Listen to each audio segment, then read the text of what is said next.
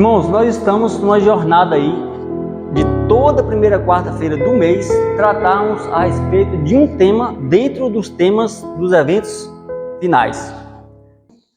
No livro de Isaías tem uma declaração que me chama muita atenção, que diz lá assim que o Senhor realizará uma estranha obra. É descrito lá o ato estranho de Deus. Eu fiquei pensando, que ato estranho é esse?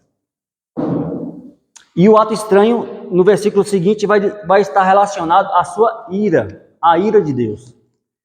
E conhecendo o versículo 15 de Apocalipse, diz que a ira de Deus é manifestada através das pragas. Tema pesado, não é?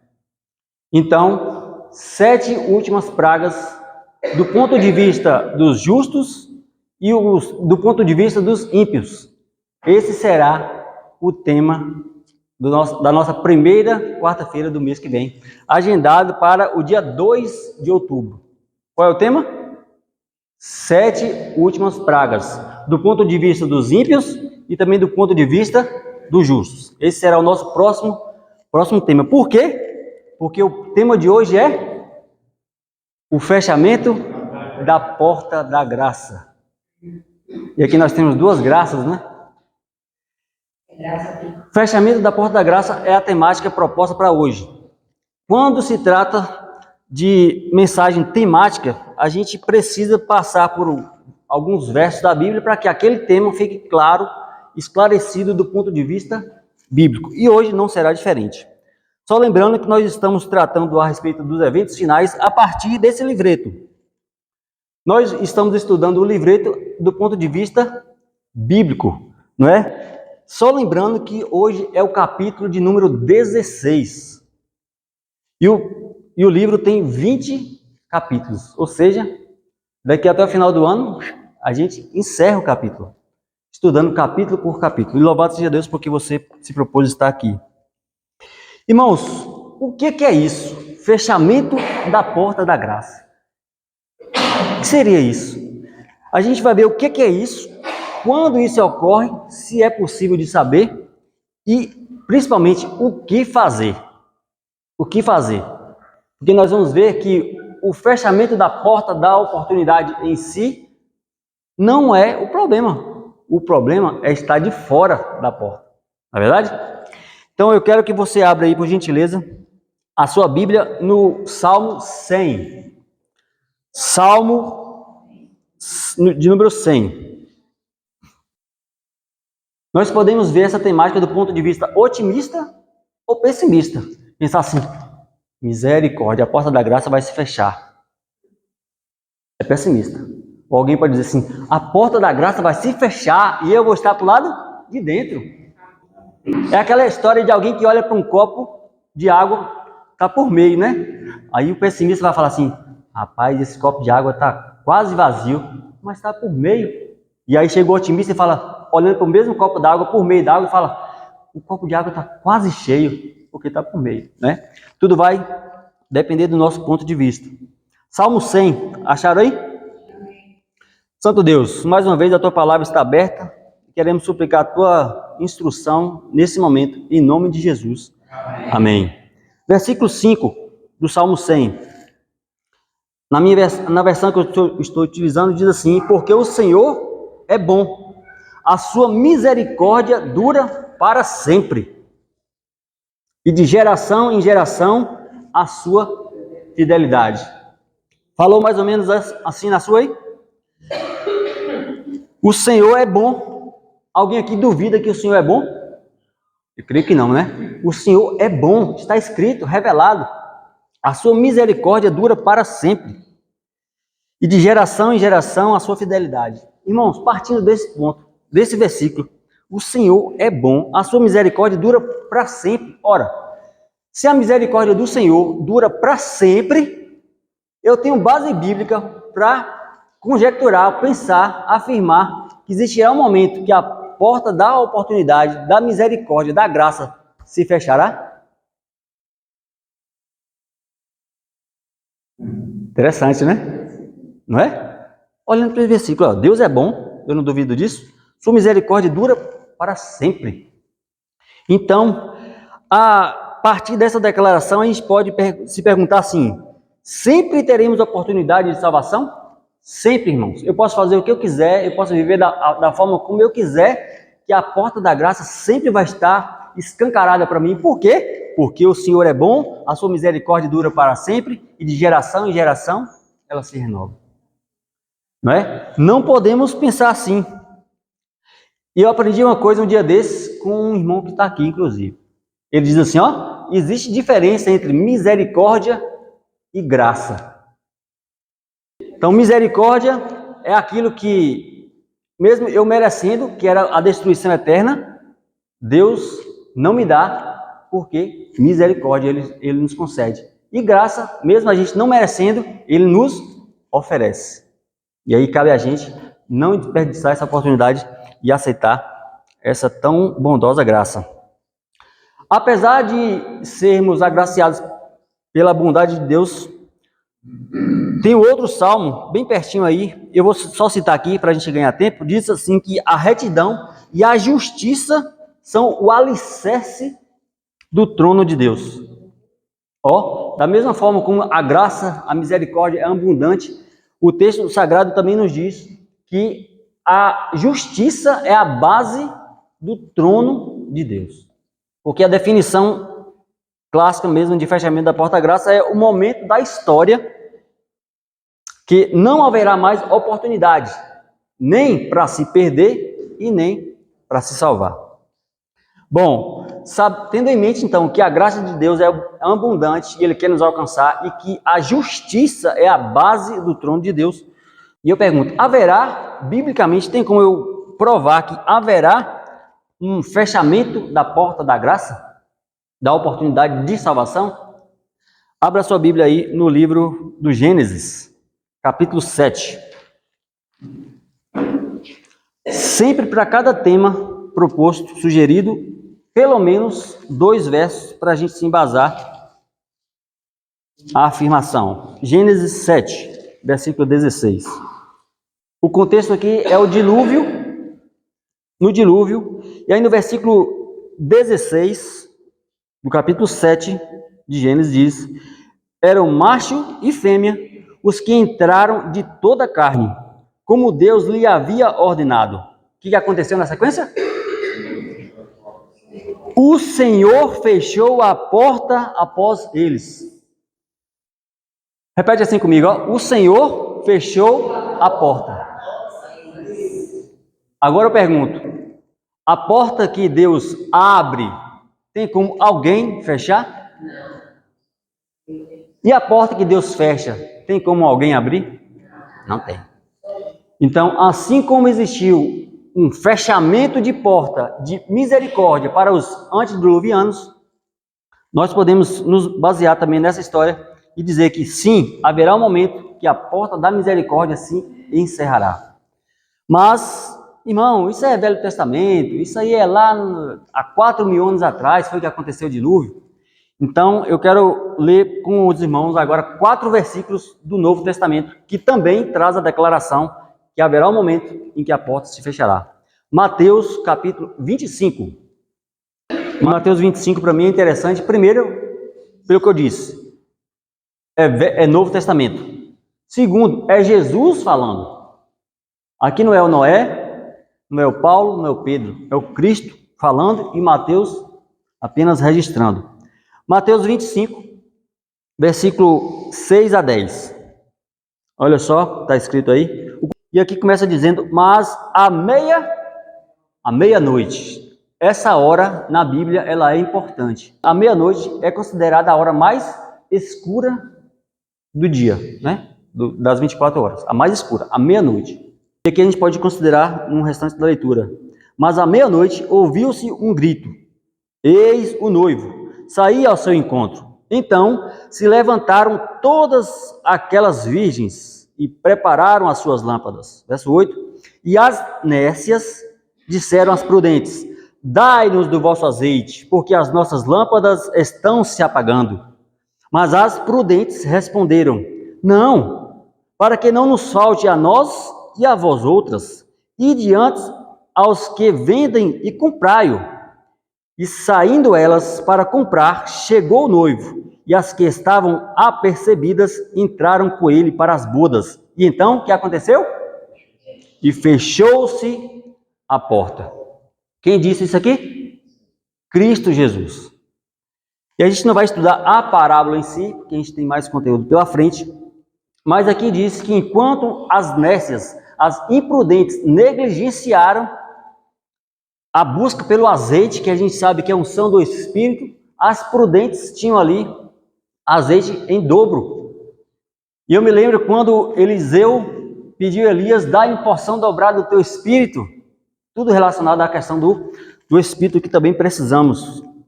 Então, biblicamente, nós temos base para afirmarmos, chegará o momento em que a porta da misericórdia se encerrará. Isso não é de ruim por todo. Por quê? Como eu disse, se a gente estiver do lado de dentro da porta, salvação está garantida. Ainda que no contexto da perseguição ou da angústia, a semelhança do que aconteceu com Jacó, a gente não saberá exatamente o momento, mas fato é que estaremos seguros e guardados debaixo das asas do Altíssimo. Lembra lá do Salmo 91? Aquele que habita no esconderijo do Altíssimo. Esses seremos nós. Quando a porta da graça se fechar, estaremos todos do lado de dentro. Eu quero crer assim, pela fé. Amém? Então o problema, irmãos, foi um problema para Noé aquela porta ter se fechado? Não foi. Para Noé e sua família? Não foi.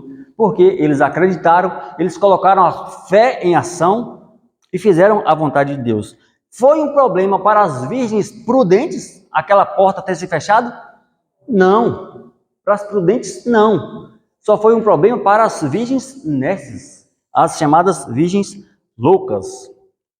E aí a gente pode, então, prosseguir, considerando alguns pontos a partir do capítulo 16 desse livro, Eventos Finais.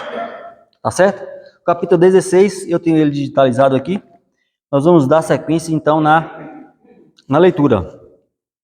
Ficou claro para os irmãos que, biblicamente, está muito bem estabelecido que haverá um momento que a porta da graça se fechará? Ok. Então, vamos lá.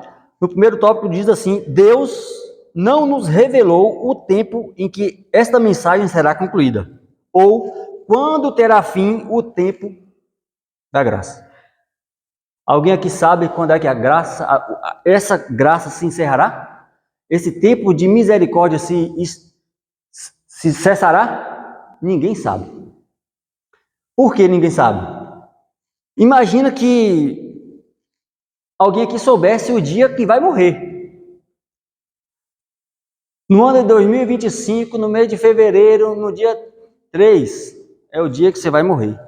Imagina a angústia daquela pessoa em viver aquela situação de contagem regressiva. Contagem regressiva. Isso nos traria o quê? Angústia. Por isso, Deus não nos deixou revelado o dia da nossa morte. Consequentemente, não sabemos também o dia do encerramento da porta da graça. Não busquemos, porém, saber aquilo que foi mantido em segredo nos concílios do Todo-Poderoso. Ficar especulando, é em tal data, é em tal situação, quando acontecer tal coisa, não fiquemos especulando aquilo que está encerrado nos concílios do Todo-Poderoso. O Senhor mostrou-me claramente que a imagem da besta formar-se-á antes que termine a graça. Por quê? Pois isso, a imagem da besta, será a grande prova para o povo de Deus, pela qual será decidido o seu destino eterno. Apesar de não sabermos a data de quando isso vai acontecer, nós temos a indicação de um marco temporal. Porque aqui diz que a imagem da besta formar-se-á antes que termine a graça. Então a gente pode ficar antenado e se perguntar, olha, quando eu perceber que a imagem da besta está se formando, ou está formada, então a qualquer momento a partir daí, o encerramento da oportunidade de salvação se encerrará. E isso será, inclusive, um teste. Os meninos estão no período de semana de prova, eles estão lá, ó, estudando. Por quê? Porque eles querem serem aprovados na disciplina. Espiritualmente, assim somos nós. Nesse tempo de graça que estamos vivendo, é tempo de oportunidade que Deus nos dá de nos preparar para que, quando chegar a prova, e todos nós teremos que passar por essa prova individualmente, não teremos como colar do vizinho ou do irmão, ou pongar na espiritualidade do irmão, do vizinho, da esposa, do esposo. Isso é muito profundo isso, né?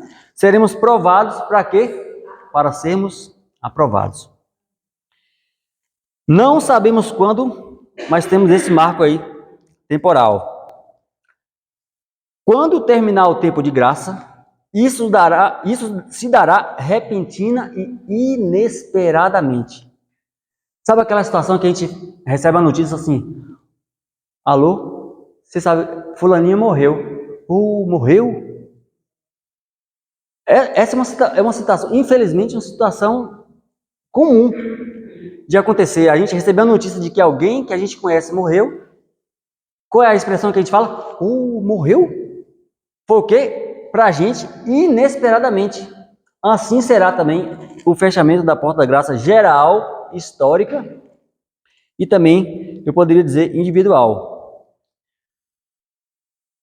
Enquanto o homem de negócio está absorto em seus lucros, enquanto o amante dos prazeres procura satisfazer os mesmos, enquanto a escrava da moda está a arranjar os seus adornos, pode ser que naquela hora o juiz de toda a terra pronuncie a sentença: pesado foste na balança e achado em falta. Fazendo referência lá a Daniel 5, na queda de Babilônia, se dirigindo a essas palavras a Belsazar. Então, como acontecerá de forma inesperada, de forma que não se espera, pode ser que enquanto os homens de negócio, na sua loucura por busca por lucro, e aqui fala a respeito em outras palavras, da vaidade e também da situações corriqueiras, chama a nossa atenção para que o preparo seja contínuo, porque a gente não sabe o dia nem a hora. Essa é a mensagem que está sendo transmitida aqui nesse parágrafo, né? O inesperado. Por isso que o dia da salvação é que dia? É amanhã? É agora. Muito bem, irmão. A salvação é agora, porque a gente não sabe quando essa porta se fechará. Fato é que, venha quando vier, o dia do Senhor virá de improviso aos ímpios. Mesmo se venha quando vier, ainda que a gente soubesse, aqui está escrito que viria de improviso aos ímpios. Aí eu achei interessante que existe diferença entre o dia do Senhor e a vinda literal de Jesus. Sabia disso? A gente costuma imaginar que é tudo junto, né? Dia do Senhor, a vinda de Jesus, como uma coisa só. Mas dia do Senhor é diferente de volta literal de Jesus. Se a gente lembrar de Pedro 3,10, diz assim: o dia do Senhor virá como ladrão, no qual os céus passarão com grande estrondo. Mas faz a comparação de um ladrão. Porém, ladrão não manda recado, manda? Não manda. Então, e ele compara a sua vinda como o dia do Senhor como ladrão, ou seja, repentinamente, inesperadamente. Porém, a vinda literal de Jesus tem o quê? Sinais, não é isso? Tem sinais para a vinda de Cristo. Então, o dia do Senhor é uma coisa e a vinda literal de Jesus é outra. O dia do Senhor, que é inesperada e repentina, é uma alusão ao fechamento da porta da graça, ao encerramento da vida como a conhecemos. Mas a volta de Jesus está relacionada com o galardão, com a recompensa, que pode ser bom ou pode ser ruim.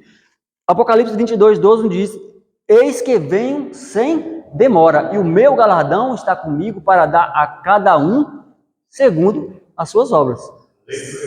A lei do retorno, né? Em síntese aí, esse versículo. Então, eu achei bem interessante, estudando, não tinha ainda percebido essa diferença de dia do Senhor, fechamento da porta-graça, e a volta literal de Jesus. O que fazemos de nós, nesse tempo de graça, isso havemos de permanecer por toda a eternidade. O que fazemos de nós hoje, em tempo de graça, não tem ninguém perseguindo ninguém, não tem ninguém oprimindo espiritualmente, a ponto de a gente não conseguir ter a oportunidade de orar, de ler a Bíblia, de testemunhar, de vir à igreja. O que estivermos fazendo com o nosso tempo, ao longo desse tempo de misericórdia e de graça, isso será repercutido para toda a eternidade, porque ainda estamos do lado de cá da eternidade. Mas quando a porta da graça se encerrar, estaremos do outro lado, nos beneficiando daquilo que Jesus estabeleceu para cada um de nós desde a fundação do mundo. Não nos será concedido outro tempo de graça em que possamos preparar-nos para o céu. Irmãos, que bom que eu consegui chegar nesse ponto. Vocês escutaram? Não haverá um outro tempo de graça pós-fechamento. Fechou, fechou. Quem está dentro está salvo, quem está fora está perdido. Queridos, existe uma doutrina católica, com muito respeito eu vou dizer isso, oficialmente falando, existe uma doutrina chamada doutrina do purgatório. Já ouviram falar dessa doutrina? Não é segredo para ninguém, é uma doutrina oficial que trata, de forma bem resumida, de um estado intermediário, pós-morte.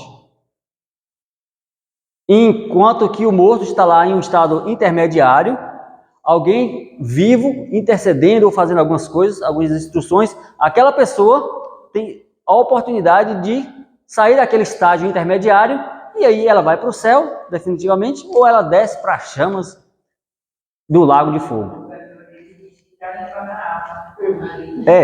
Aí dão as justificativas, tem todo um enredo para justificar essa doutrina. Agora, eu quero muita atenção dos irmãos nessa hora. Existe uma doutrina do purgatório evangélico. Existe também uma doutrina de purgatório adventista. Misericórdia. Quando eu falei da doutrina oficial, Igreja Apostólica Católica Romana, os irmãos aqui têm conhecimento, não é novidade, não é segredo, está em seus documentos oficiais. Agora, quando eu digo que existe uma doutrina do purgatório evangélico, eu vou dizer qual é. E eu vou chegar já na adventista. A doutrina do purgatório evangélico diz assim: a igreja será arrebatada secretamente. Durante 7 anos, as pessoas que ficarem, que não forem nesse arrebatamento secreto, elas terão uma segunda chance, uma oportunidade de se alinhar com Deus. E aí, mesmo convivendo em uma tribulação, qual nunca houve, tendo que enfrentar as ordenanças do anticristo, mas ainda assim, segundo essa doutrina evangélica, terão a oportunidade de ir para o céu. É uma doutrina de purgatório, não é? Uma segunda oportunidade após a igreja ser retirada da terra. Essa é uma doutrina do purgatório evangélica. Porém, nós lemos que não nos será concedido outro tempo de graça que possamos nos preparar para o céu. Hoje é o dia, essa é a época, esse é o momento. O tempo é hoje. Irmão, mas qual é a doutrina do purgatório adventista? Essa é a pergunta que não quer calar, né? De forma inconsciente, a gente não verbaliza isso, de forma congregacional, a gente não verbaliza, a gente praticamente não admite isso, mas a gente vive muitas vezes como se isso fosse uma realidade. Alguém aqui já ouviu falar no decreto dominical? eu creio que é possível que, não nessa série, na sequência do livro aqui, mas é possível que a gente trate disso dentro da série dos eventos finais. Irmãos, a temática do decreto dominical é tratado por muitos adventistas como: quando o decreto sair, aí eu me preparo. Aí eu vou fazer meu concerto com Deus. Aí eu vou para a igreja. Irmãos, aí, sabe o que vai acontecer? É nesse momento, Tiago, que eu vou chegar lá no grupo e falar assim, que dia que precisa ir para a igreja para poder fazer qualquer tipo de serviço, eu vou colocar meu nome aí, porque eu quero dar cara, eu quero me envolver, eu quero estar envolvido, porque agora eu sei que Jesus volta, agora eu sei que chegou o fim. Mas, irmãos, isso aí é doutrina de purgatório. Se eu deixar para ter a minha relação pessoal com Cristo baseado em um evento que está proposto, está profetizado, Apocalipse 13 é claro em dizer que vai acontecer, mas eu não posso ficar na expectativa de um evento, eu tenho que ter a expectativa do meu Senhor. Então, não podemos fazer dessa doutrina, desse tema bíblico, algo que seja limitante para a minha relação com Jesus. Então, não caiamos na inocência. Não, eu nunca pensei nisso. O irmão está exagerando. Mas, no fundo, a gente fica naquela, não, enquanto está tudo de boa, eu estou aqui fazendo as minhas coisas relaxadamente. Mas quando o negócio sair, aí... Conseguiram entender? Que é nesse sentido. Agora eu quero finalizar a parte bíblica aqui com Apocalipse capítulo 22, versículo 11. Continue o injusto fazendo injustiça. Continue o imundo ainda sendo imundo. O justo continue na prática da justiça. E o santo continue a santificar-se. Por quê? Porque fechou a porta da graça. Você hoje tem desejo de estar na presença de Deus, fechando a porta da graça, você vai permanecer com esse sentimento, com esse desejo. Se você hoje tem alegria nas coisas espirituais, fechando-se a oportunidade de salvação, você vai continuar com esse desejo intenso de permanecer na presença e fazendo as coisas de Deus. O contrário, o Espírito Santo sendo retirado, se a pessoa também não tem interesse, com a graça encerrada, continue o injusto na prática da injustiça, fazendo as coisas que sempre fez. Mas você e eu permaneceremos fazendo as coisas, buscando o Senhor de forma mais intensa. Por quê? Porque hoje você busca esse Senhor. Irmãos, tem alguém aqui que gostaria de andar na prática da justiça? Continuar andando na prática da justiça? Louvado seja o Senhor pela sua decisão. Eu tenho 5 minutos ali. E eu quero testemunhar. Alguns vão se lembrar desse testemunho, porém eu nunca tive a oportunidade de gravar de registrar esse testemunho. Alguns vão se lembrar. Quando eu ainda estava na categoria de técnico de enfermagem, a gente admitiu um paciente lá na unidade onde eu trabalhava, e ainda trabalho, um paciente jovem, com uma síndrome terrível, síndrome de Fournier, uma lesão na região anal, perianal ali, por conta de práticas promíscuas. E a gente admitiu aquele paciente de forma muito ética, como qualquer um. E aquele paciente com aquele trejeito, aquela situação bem delicada. E a gente admitiu ele, colocou ele no leito de isolamento, porque aquela situação envolve bactéria e uma série de situação sanitária. Ele estava no isolamento.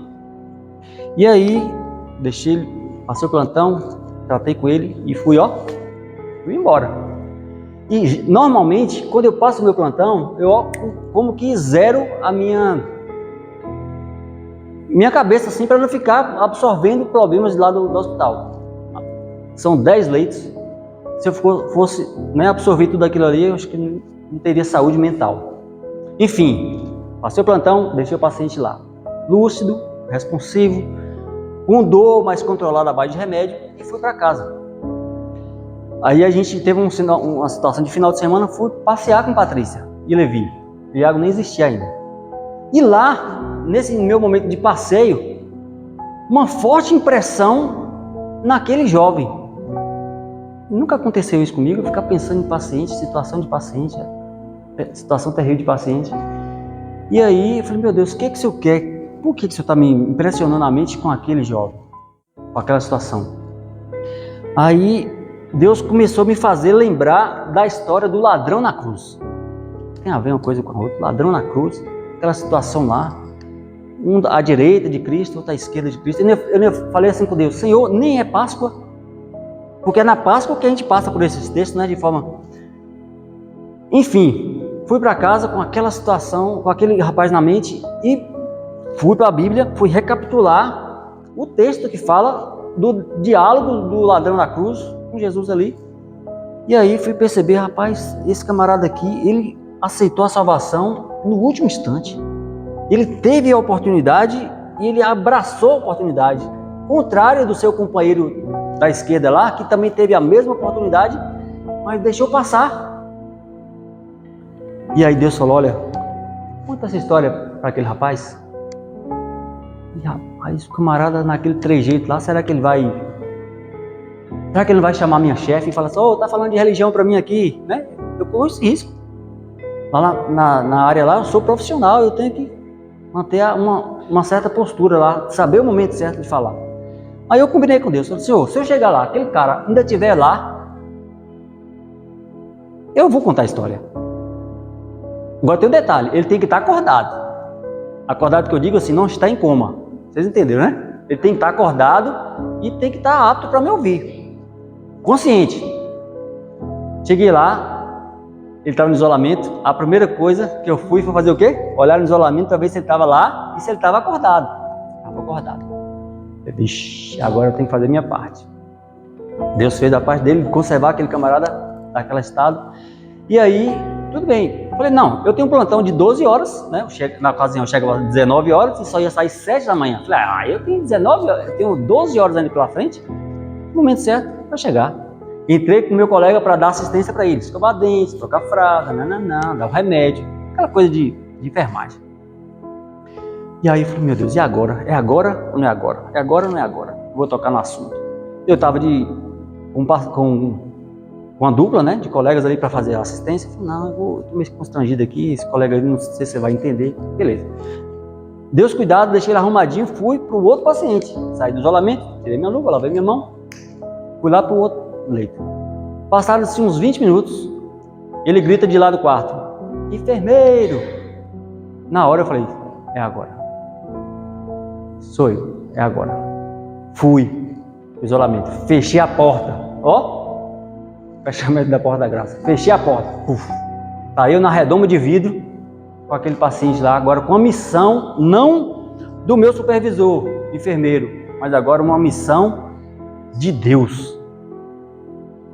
Meu Deus, me capacita aqui agora. E aí comecei, jovem, preciso te contar uma história. Você está disposto a ouvir? Você tem interesse de ouvir? Se você disser que não, eu vou entender tranquilamente. Mas se você me permitir, eu vou te contar uma história. Aí ele, pode contar, eu estou todo arrombado aqui mesmo, cheio de dor e tal, uma situação bem terrível lá. Aí eu comecei a contar. Olha, existiu uma situação que Jesus estava sendo crucificado e tinha um camarada à direita e um camarada à esquerda. Os dois tiveram a mesma oportunidade, só que um rejeitou a oportunidade e o outro aceitou. Olhei no olho dele e falei, você é um desses dois. Você hoje está tendo uma oportunidade de salvação. O que você vai dizer? E aí ele disse para mim, você está falando isso porque você não sabe a vida torta que eu levei. Você está me vendo nesse estado? Isso aqui é resultado das minhas práticas errôneas, promíscuas. E com a autoridade que Deus me deu, eu disse, não importa. Não importa quão longe você tenha ido, Deus está te estendendo a mão agora. E ele diz: o que eu preciso fazer para aceitar tamanha graça? E aí eu comecei a recitar alguns versos que vinham na minha cabeça, de Isaías, João, que temos o advogado junto ao Pai. Foi surgindo textos de conforto, de confirmação de que existia uma chance para aquele jovem. Porque eu não estava ali na condição de dar uma marretada na cabeça dele. Eu estava ali para dar a oportunidade para ele escolher. A escolha era dele. E por fim, ele disse: o que eu preciso fazer? Eu olhei para Deus e falei: meu Deus, e agora? Essa parte a gente não combinou.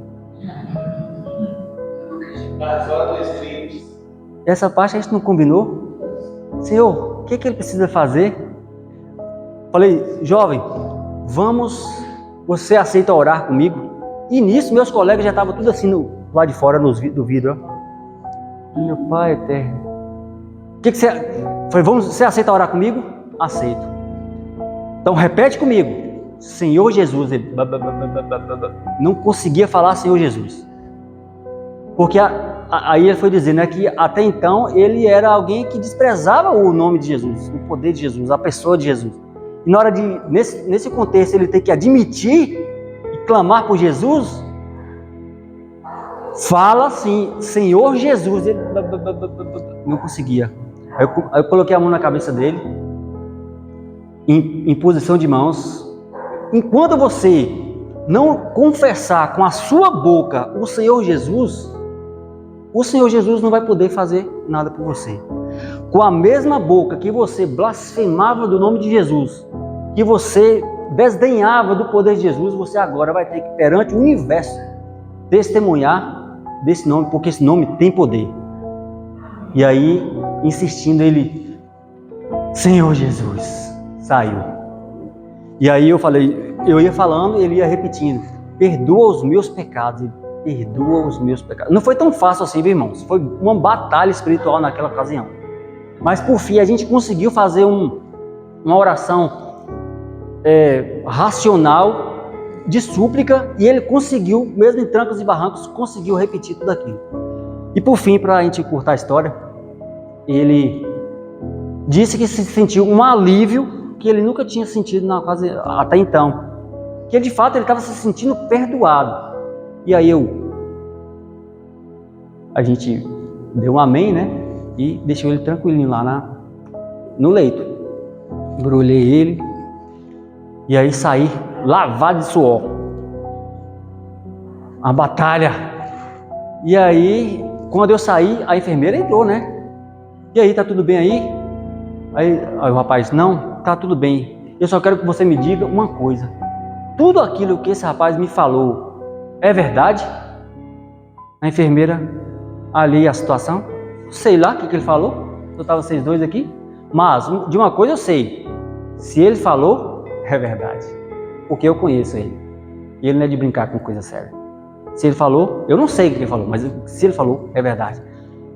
Então eu acredito que eu fui perdoado. Passado-se um período do plantão, ele começou a chorar. Começou a chorar, e aí os meninos já sabiam: Paulo, é com você lá, que esse negócio de espiritual é com você. Vou lá. Entrei no quarto e falei o nome do rapaz: fulano, calma, fica tranquilo, Deus já te perdoou. Ele: não, eu agora estou chorando, não é porque eu estou com dor, ou que eu estou com dúvida, ou que eu estou com medo, não. Eu agora estou chorando de satisfação, porque nesse quarto encheu-se de uma luz que eu nunca vi, uma luz tão brilhosa como essa. Então isso foi para confirmar que de fato eu fui perdoado. Eu fui perdoado. Falei: é isso aí, querido, é isso aí. Toma posse. Toma posse. Beleza. Era um plantão de 12 horas. Eram episódios que a gente ia vivenciando ali. Passado-se um tempo, a gente está lá evoluindo, e aí a gente escuta um baque. Paciente, a gente imaginou, né? A gente não olhou, foi, meu Deus do céu, o paciente caiu da maca, só pode. Um barulho desse, quando a gente chegou lá no leito, no isolamento, estava o paciente intacto na cama e os equipamentos de bomba, de infusão, tudo no chão. Quem empurrou aquela bomba? Não sei. Fato é que existia um espírito que não queria que ele tomasse aquela decisão. Estava fazendo de tudo para impressionar ele e a equipe para abalar.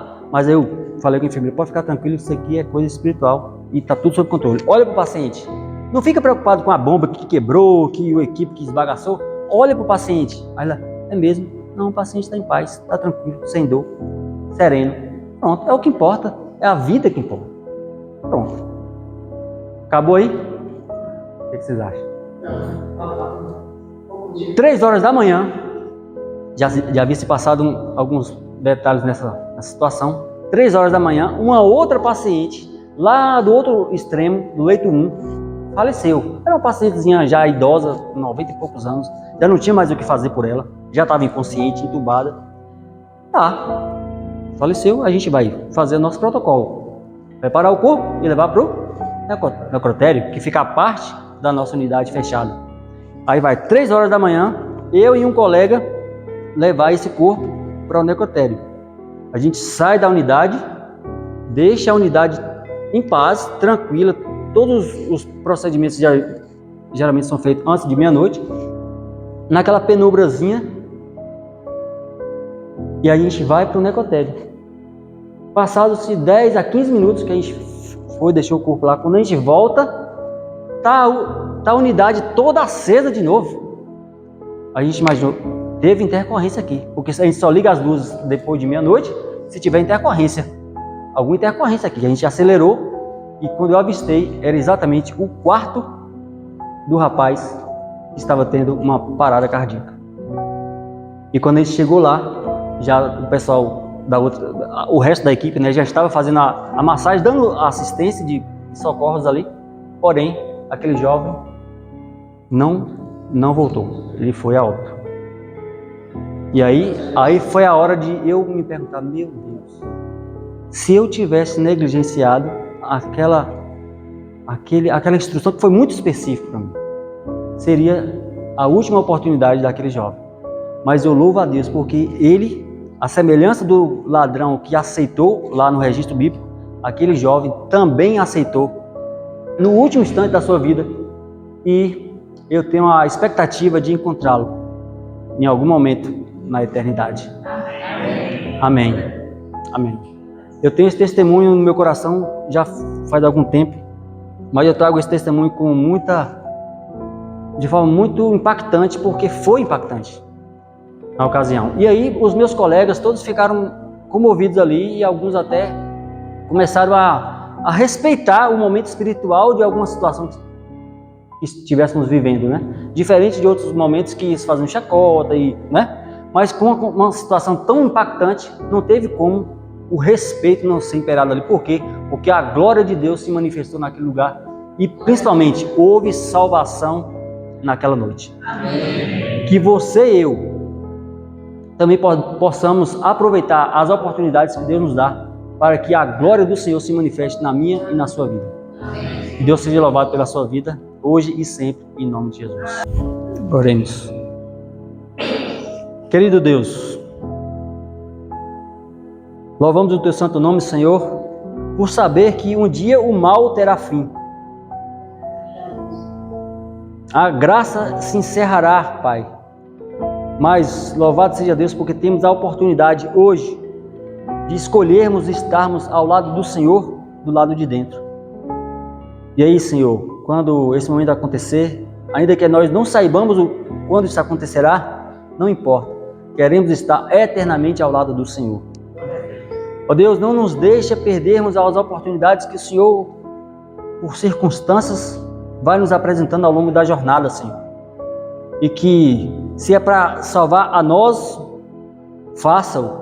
Se for para usar a nós para salvar outro, faça também, Senhor. Porque o Senhor é Deus. E nós começamos lendo dizendo que as misericórdias do Senhor dura para sempre. E o Senhor é bom o tempo todo. Nós queremos nos apegar a essa palavra de que o Senhor é bom, as tuas misericórdias duram eternamente, verdadeiramente. E saímos daqui na certeza, Senhor, que o Senhor nos salvou para a glória do teu santo nome. Dá-nos a bênção de poder voltarmos para casa impactados pelo teu Santo Espírito. Em nome do Senhor Jesus. Amém. Amém.